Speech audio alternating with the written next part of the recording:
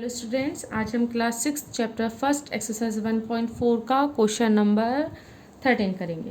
तो देखो, मैंने 10 तक करा दिए थे, 11 और 12 आपको होमवर्क में करने हैं, ये दोनों होमवर्क के लिए आपके। अब इसके बाद 13 है, Indian population is this and the population of the tree is this, estimate the number of the trees पर पर्सन इन इंडिया। अब आपको क्या करना है, आपको इंडिया की पॉपुलेशन दे रखी है और ट्री की पॉपुलेशन दे रखी है, और आपको क्या निकालना है। देखो, ये ट्री की पॉपुलेशन है ना, और आपको पर पर्सन निकालनी है ट्री कि पर पर्सन कितने होंगे, estimate number of the tree पर पर्सन। तो अभी हम इसमें क्या करेंगे कि सबसे पहले तो हम लिखेंगे कि India's question number 30, India's population कितनी है अपनी 1350 1 2 3 1 2 3 इतनी है। अब देखिए, ये हमने लिख ली। इसके अब देखो, ये सब किस में, इंटरनेशनल सिस्टम में हमने लिखा, क्योंकि 3 के कॉमाज है ना, दैट मीन ये क्या है, इंटरनेशनल उसमें है। अब हमने ये लिख लिया। अब हमको इसकी क्या निकालनी है, देखो इनकी एस्टीमेट निकालनी है ना। तो अगर हम इसका एस्टीमेट निकालते हैं तो हम कैसे लिखेंगे कि एस्टीमेट के लिए हम क्या कर सकते हैं कि देखो, यहाँ से अब किसकी बात करें तो देखिए, अब ये इंटरनेशनल में है तो 1 10 100 1000 10,000 फिर 100,000 फिर मिलियन 10 मिलियन 100 मिलियन फिर ये बिलियन आता है। तो देखो यहाँ पे अब जैसे हमें इसका क्या निकालना है, एस्टिमेट निकालना है ना, तो हम इसे यहाँ पे लिखेंगे 1350 फिर 1 2 3 फिर 1 2 3 0। अब हम इसी क्या निकालना है, एस्टिमेट निकालना है। तो एस्टिमेट निकालने के लिए वही 1 10 100 1000 10,000 100,000 मिलियन 10 मिलियन 100 मिलियन। तो देखो 10 मिलियन है ना यहाँ पर, और ये कितना है अपना 100 मिलियन, तो 100 मिलियन। और यहाँ पर कितना है अब 10 मिलियन। अब हम 100 मिलियन की अगर बात करें, इसका पूरा एस्टिमेट निकालें तो 100 मिलियन है। इससे पहले कितना ये 10 मिलियन है, और देखो ये 10 मिलियन जो है 5 इसके इक्वल है, 5 के इक्वल है। तो ये 5 के इक्वल है, तो आगे जाके यहाँ पे कितना हो जाता है अपना +1 हो जाता है। तो बाकी सब 0 हो जाएंगे, और यहाँ पे कितना जाएगा +1, 3 + 1 4 हो जाएगा। तो 1 4 और बाकी के ये दोनों 0 इस तरीके से हो जाएंगे, फिर बाकी सब 0 ये आ जाएगा अपना। तो ये तो क्या आ जाएगी अपनी estimate of Indian population, estimate of Indian population, India's population, ये आ गया। अब इसके बाद हम बात करते हैं ट्री की पॉपुलेशन। तो हम क्या लिखेंगे, द पॉपुलेशन ऑफ ट्री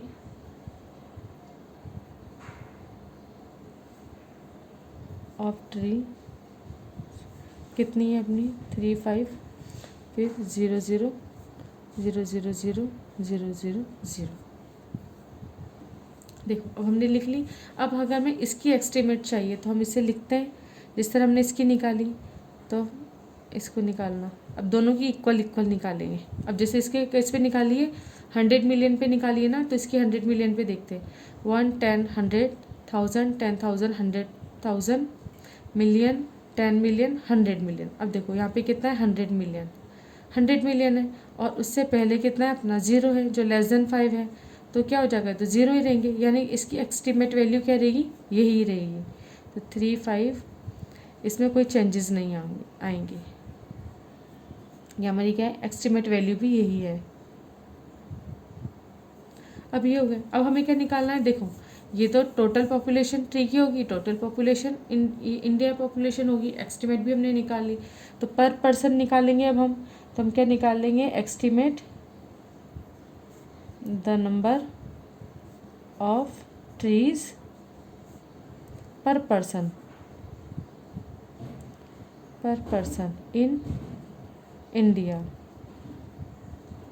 अब देखो पर पर्सन इन इंडिया निकालने के लिए हम क्या करेंगे, टोटल ट्री में हम किसका डिवीज़न दे देंगे, इंडियन पॉपुलेशन का। तो इसमें करो आप 35 0 0 0 0 0 0 0 0 अपॉन कितना आ जाएगा 1 4 0 0 0 0 0 0 0। अब हम करेंगे तो इससे क्या निकलेगा अपना, ये पर पर्सन निकल जाएगा ना, नंबर ऑफ ट्री पर पर्सन।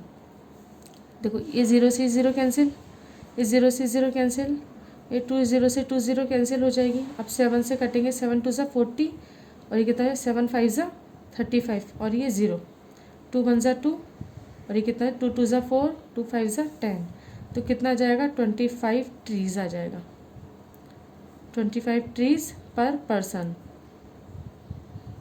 ये आपका आंसर हो जाएगा। देखो इसको एक बार वापस से समझो। आपको एक तो क्या दे रखी है, इंडिया की पॉपुलेशन दे रखी है और एक आपको ट्री की पॉपुलेशन दे रखी है।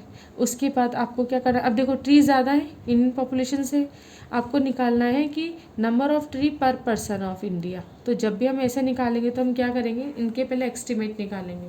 तो हमने इसका एस्टीमेट निकाल लिया, तो ये कितना है अपना, ये हो जाएगा यहाँ तक तो 10 100,000, ये मिलियन 10 मिलियन 100 मिलियन आ गया।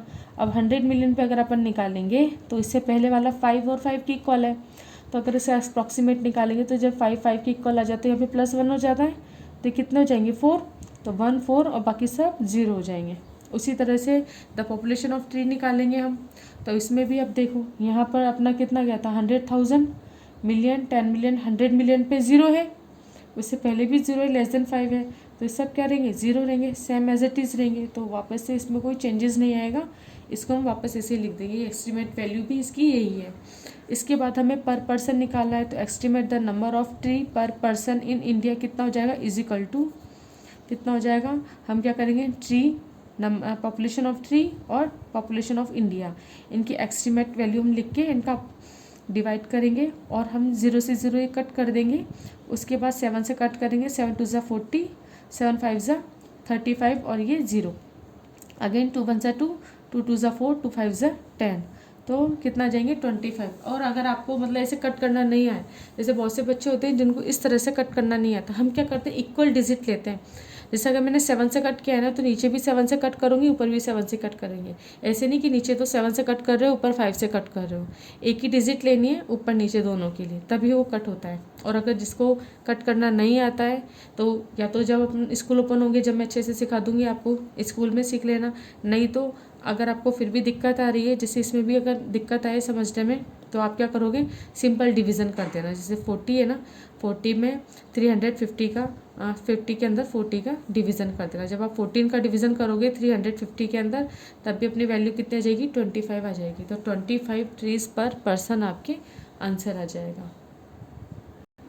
देखिए क्वेश्चन नंबर 14 है, the number of private 2 wheelers and 4 wheelers of on India roads on Delhi roads and respectively this and this, estimate the total number of the private vehicle। तो हम क्या लिखेंगे सबसे पहले, the number of private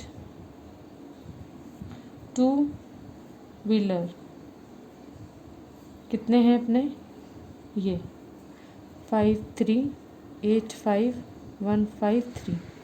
इसके बाद the number of private 4 wheeler, 4 wheelers कितने दे रखे हैं आपको, ये 2 6 6 7 3 5 4। अब आपको एस्टीमेट निकालना है, तो आप एस्टीमेट निकालोगे 1 और 2 का, है ना। देखिए तो अगर इसका एस्टीमेट निकालते हैं अपन, फर्स्ट और सेकंड डाल दिया, बाय फर्स्ट हमने क्या लिखा 5 3 8 5 1 5 3। अब हमें इसका एस्टीमेट निकालना है, तो देखो कैसे निकालेंगे, ये कितना है 1 10 100 1000 10,000 लाख 10 लाख, यानी 53 लाख है ना, तो ये लाख है। अब लाख यहाँ पर आ रहा है, तो इसके बाद है ना, ये कितना है, इससे पहले वाला 3, इस <5, अब ये <5 है तो कितना हो जाएगा, बाकी सब 0 और सिर्फ ये ऐसे का ऐसे ही रहेगा। तो हम अगर इसकी बात करें तो 5 फिर 0 0 0 फिर 000, ये एस्टीमेट वैल्यू आ जाएगी, एस्टीमेट वैल्यू, ये एस्टीमेट। इसी के साथ अब दूसरा लिखते हैं अपन 2 6 6 7 3 5 4। अब देखो इसकी बात करें 1 10 100 1000 10,000 लाख 10 लाख। तो अब देखो यहाँ पर भी कितने थे अपने, देखो 1 10 100 1000 10,000 लाख 10 लाख, 10 लाख थे ना, 10 लाख लिखो, इसको भी 10 लाख हो जाएंगे। अब इससे पहले वाला कितना है 6 इज़ ग्रेटर देन 5, अभी ग्रेटर देन 5 है तो राउंडिंग फिगर में कितना हो जाएगा, इसमें +1 ऐड हो जाएगा, तो 2 + 1 3, अब बाकी डिजिट 0, इस तरीके से हो जाएगा। इसके बाद अब हमने ये निकाल लिया, अब आपको क्या निकालना था इसमें, total number of private vehicles. तो हम क्या निकलेंगे, total number of private vehicles, ठीक है। Total number of private vehicles कितने हो जाएंगे अपने, हम क्या कर देंगे, दोनों का टोटल कर देंगे, प्लस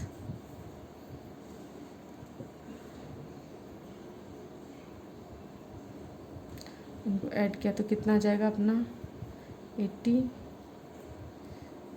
ये आ जाएगा आपका आंसर। तो इस तरह से क्वेश्चन नंबर 14 हो जाएगा और हमारी एक्सरसाइज भी कंप्लीट हो चुकी है 1.4। इसके बाद अब हम नेक्स्ट 1.5 पढ़ते हैं। तो 1.4 में इसके बाद के जितने भी क्वेश्चन हैं, जो रिमेनिंग क्वेश्चन है, उन्हें आपको करना है और सेम एज इट इज़ है, इसमें कोई दिक्कत नहीं है। सब में डिवीज़न हो रहा है ज़्यादातर, तो आपको क्वेश्चन अच्छे से पढ़ना है और डिवीज़न करना है और पहले एस्टिमेट वैल्यू निकालनी है, उसके बाद उसका डिवीज़न करना है। देखिए अपनी नेक्स्ट एक्सरसाइज है एक्सरसाइज 1.5। इसका फर्स्ट क्वेश्चन है right the expression using bracket. अब अपना इसमें फर्स्ट है, तो देखो इसमें एक्सरसाइज डाल दी 1.5। अब इसमें बिल्कुल कुछ नहीं, इसकी थ्योरी में भी कुछ नहीं, सिर्फ आपको ब्रैकेट का यूज़ करना है। तो ब्रैकेट को हम किस तरीके से यूज़ करते हैं, तो वो जैसे जैसे क्वेश्चन करूँगी ना, आपको वैसे वैसे समझ में आने लग जाएगा कि ब्रैकेट को हमको किस तरीके से यूज़ करना है। तो देखो फर्स्ट क्वेश्चन है, जैसे हमारा इसमें क्या दे रखा है आपको, divide the difference of 11 and 4 by 5। तो अब देखो इसको बिल्कुल जैसे जैसे स्टेटमेंट लिख रही है ना, हमको सेम एज इट इज़ पढ़ के और वैसे ही कर देना है। अब देखो डिवाइड करना है, द डिफरेंस ऑफ 11 and 4, तो 11 और 4 का पहले डिफरेंस करो। तो हम कैसे लिखेंगे, ब्रैकेट में लिख दें 11 - 4, अभी हमारा डिफरेंस हो गया। तो देखो द डिफरेंस ऑफ 11 and 4 अब क्या है, डिवाइड है बाय 5, तो डिवाइड करेंगे बाय 5 से, ये आंसर आ गया। देखो कितना सिंपल है, सिर्फ एक ही लाइन में आंसर आ गया। जैसे जैसे बोला है वैसे वैसे हमको बस लिख देना है। अब जैसे देखो डिफरेंस था ना, तो 11 - 4, अगर इसको हम ऐसे ना लिखे, ये हमारा आंसर है। लेकिन आप जैसे आपने रीड आउट कर लिया और आप ऐसे लिख दोगे, जैसे डायरेक्ट 11 - 4 डिवाइड बाय 5, अगर हमने जैसे स्टेटमेंट पढ़ी और हमारा आंसर ही आ जाएगा। लेकिन अगर हम ऐसे करते तो इसका मतलब क्या है कि हम पहले इसको इसे डिवाइड करेंगे, फिर जो आंसर आएगा उसको इसमें से माइनस करेंगे, जबकि ऐसा नहीं है।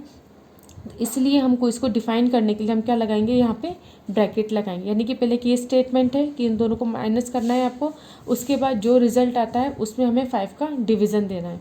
तो इस स्टेटमेंट को अच्छे से एक्सप्लेन करने के लिए हम क्या करते हैं, ब्रैकेट का यूज़ करते हैं। इसलिए हमने यहाँ पे क्या लगाया है, ब्रैकेट, वरना फिर तो बिल्कुल ही चेंज हो जाएगा ना। जैसे देखो अब यहाँ पर माइनस करेंगे फिर आंसर आएगा, और यहाँ पर अपन डायरेक्ट ही डिवाइड करते फिर लिखते तो आंसर अलग आ जाता। तो इसीलिए इसको डिफाइन करने के लिए हम क्या करेंगे, इस तरीके से लिखेंगे। तो ये अपना कितना हो गया, रफ है ये अपना, है ना, समझाने के लिए। अब इसी का ये ए पार्ट हो गया। बी पार्ट की बात करें तो देखो अब इसमें भी क्या है, divide the sum of 17 and 22 by 2। तो अब देखिए सबसे पहले सम है ना, इन दोनों का सम करना है हमको। तो सम के लिए फिर ब्रैकेट में इन दोनों का सम कर देंगे, 17 + 22। अब हमें क्या करना है, डिवाइड करना है किससे, 2 से। तो हम लगा देते हैं डिवाइड और 2 आ जाएगा।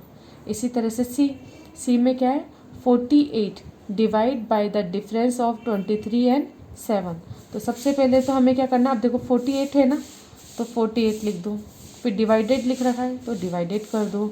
अब बाय, फिर ब्रैकेट में द डिफरेंस ऑफ 23 - 7, ये आंसर आ जाएगा इसका डी। इसमें देखिए अब यहाँ पर कितना है, multiply the sum of 6 and 28 by 7। अब मल्टीप्लाई है ना किसका, सम, 6 + 28। तो सबसे पहले हम क्या करेंगे, सम करेंगे। तो सम किसका करना है हमें, 6 + 28, इनका सम कर दिया हमने। उसके बाद मल्टीप्लाई किससे करना है, 7 से करना है, तो 7 लिख दिया। इसके बाद ई। अब इसमें देखो divided the difference of 19 and 4 by 3। तो सबसे पहले डिफरेंस है तो ब्रैकेट बनाओ, क्या लिखोगे, 19 - 4, ये 4 है, 19 - 4, फिर क्या है डिवाइडेड, तो डिवाइड करना है, डिवाइड बाय 3, ये आंसर आ जाएगा। तो इस तरीके से ABCD ये बहुत ही इजी है, स्टेटमेंट पढ़ना है और जैसे जैसे बोला है वैसे वैसे हमको लिख देना है। तो क्वेश्चन फर्स्ट आपको इस तरह से हो जाएगा। अब देखिए इसका सेकंड है सिंप्लीफाई द फॉलोइंग एक्सप्रेशन, हमें सिंप्लीफाई करना है। तो सबसे पहले हम क्या करते हैं, अगर आपको ब्रैकेट कहीं दिख रहा है तो सबसे पहले ब्रैकेट को ओपन करते हैं। तो ब्रैकेट को ओपन करेंगे तो क्या लिखेंगे 3, और ये देखो ब्रैकेट के बाहर ये है ना, तो इसको लिखेंगे अभी कितना है 3 + 2 5 -11। अभी ब्रैकेट में यहाँ पे कुछ आपको सिंबल नहीं दिख रहा है, दैट मीन्स ये क्या है, इससे मल्टीप्लाई हो रहा है।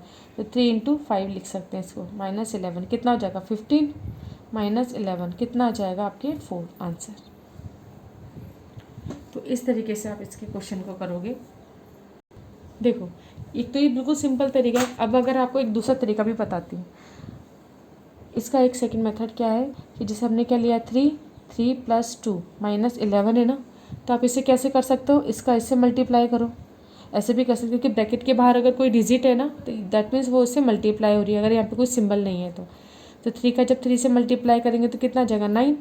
फिर इस 3 का 2 से करेंगे तो देखो यहाँ पे प्लस का साइन है ना, तो प्लस लगा दो। फिर 3 का किससे करेंगे 2 से, 3 2 = 6, फिर ये ब्रैकेट में -11, तो 9 + 6 15 होते हैं, -11 तब भी कितना आएगा 4 आंसर। तो देखो ऐसे भी कर सकते हो, ये सेकंड मेथड है।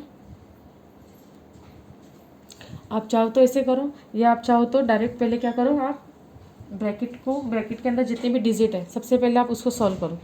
5 आ जाएगा, 5 को 3 से मल्टीप्लाई कर दो, बाद में 11 को आप उसमें से माइनस कर दो तो आंसर आ जाएगा। तो ये वैसे इजी मेथड है, आपको इसको मतलब आप प्रेफरेंस आप इसको ही दीजिएगा, लेकिन आपको ये भी आना चाहिए कि किस तरीके से हम मल्टीप्लाई करते हैं। तो क्वेश्चन नंबर 2 है, इसके बाकी के आप कर लोगे।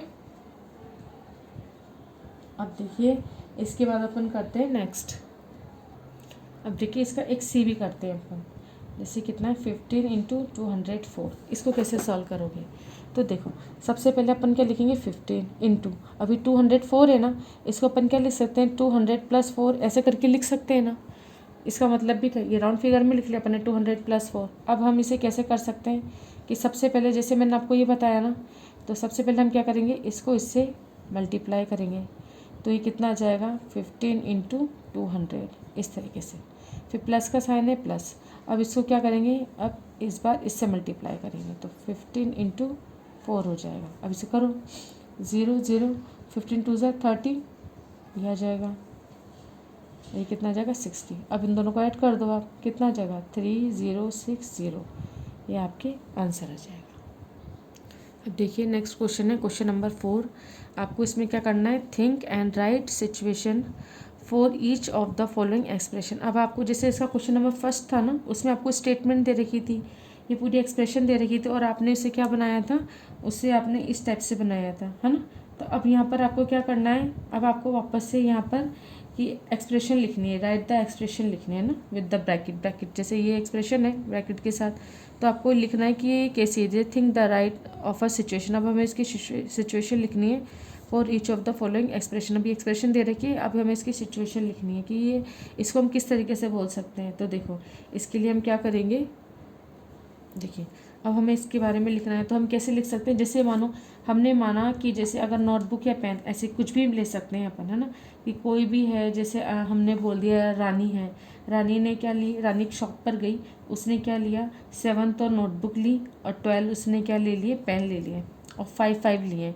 यानी कि अगर देखो रानी गई थी एक शॉप पर, समझो जैसे रानी है एक शॉप पर जाती है और वो क्या लेती है 7 तो नोटबुक है ना, आपको क्या लेगी 7 रुपीज़ की, ये रुपीज़ हैं, यानी एक नोटबुक उसका प्राइस कितना है 7 रुपीज़ है। तो ऐसी वो कितनी नोटबुक लेके आई है, वो 5 नोटबुक लेके आई है ना। तो 5 नोटबुक के कितने रुपीज़ हो जाएंगे, 5 × 7 ऐसे हो जाएंगे ना, 35 रुपीज़। 35 रुपीज़ की वो क्या लेके आई है, नोटबुक। उसी तरीके से वो क्या लेके आई है 1 पेन, जिसका प्राइस कितना है 12 रुपीज़। तो ऐसे वो कितने पेन लेके आई है, 5 पेन लेके आई है। तो 5 पेन लेके आई है तो कितना हो जाएगा 12 × 5 हो जाएगा, तो कितना हो जाएगा, इतना हो जाएगा, यानी 60 रुपीज़ के तो वो क्या लेके आई है पेन। तो अब देखो जिस तरह से ये एक्सप्रेशन है ना, इसको अब मैंने जैसे ये बनाया, तो इसका रीज़न क्या है कि ये जो चीज़ हमने बनाई है ना, अब जैसे मैंने पेन ले ली, रानी ले लिया, आप कुछ भी ले सकते हो, आप कोई सा भी एग्जाम्पल ले सकते हो, है ना। इनकी जगह से मैंने नोटबुक और पेन लिए, आप कुछ भी ले सकते हो। तो इसका कहने का मतलब क्या है कि जैसे अगर आप इसको सॉल्व करोगे ना, तो ये कैसा जाएगा, 5 पहले 7 से मल्टीप्लाई हो जाएगा, 5 × 7, फिर प्लस का साइन, फिर 5 किससे मल्टीप्लाई होगा, 12 से, ऐसे हो जाएगा ना ये। तो अब इसमें कहने का मतलब क्या है कि उसने इतने रुपए खर्च किस पे करे हैं, पेन पर। ये 5 × 12 रुपीज़ तो किस पर खर्च हुए, इसके पेन पर, और 5 × 7 रुपीज़ किस पर उसके स्पेंड हुए हैं, नोटबुक पर। तो ये दोनों आ गए ना, इन दोनों का प्लस करेंगे तो उसकी टोटल अमाउंट आ जाएगा जितना उसने स्पेंड किया। तो इसको लिखने का तरीका क्या होगा कि हम क्या लिख सकते हैं, इस तरीके के हम मैनी सोल्यूशन क्रिएट कर सकते हैं। जैसे भी मैंने नोटबुक का लिया है, आप फल का ले सकते हो, फ्रूट्स ले लो, आप वेजिटेबल ले लो, आप कुछ भी ले लो, किसी भी चीज़ का ले सकते हैं। तो हम इसको अगर नॉर्मली लैंग्वेज में लिखेंगे तो क्या लिखेंगे कि मैनी सोल्यूशन, मैनी सिचुएशन। जैसे मैंने अभी ये सिचुएशन बनाई है ना, इस तरह से आप किसी भी सिचुएशन बना सकते हो। तो many situation can be create for an expression. जैसे here is one situation। अब जैसे हम बोले यहाँ पर एक सिचुएशन हमने जो लिखी है वो उसको लिख देते हैं। देखिए लिख देते हैं, ये हम क्या लिखेंगे। अब जैसे रानी है, रानी ली थी, तो रानी बॉट, कितनी ली है हमने, 5 ली थी, तो 5 लिखेंगे, ठीक है ना। 5 notebook and 5 pen, 5 pens 5 notebooks. The cost of a notebook is, कितने रुपीज़ हैं, 7, and that of a pen is, pen की कितनी हो गई इसकी, 12 रुपीज़, ठीक है। इसके बाद how much did he spend in all. अगर हम इसकी बात करें कि उसने कितना करा, कितने उसने स्पेंड कर दिए, तो हम कर सकते हैं ना, उन दोनों का टोटल कर लेंगे। जैसे ये है, हमने ये सिचुएशन लिख दी। अगर आप चाहो भी सही कि भाई उसने कितने, how much money did he spend, तो आप निकाल भी सकते हो कि कितनी मनी स्पेंड करी है उसने। ये अपना क्वेश्चन क्या थी, 5 × 7 + 12 था ना।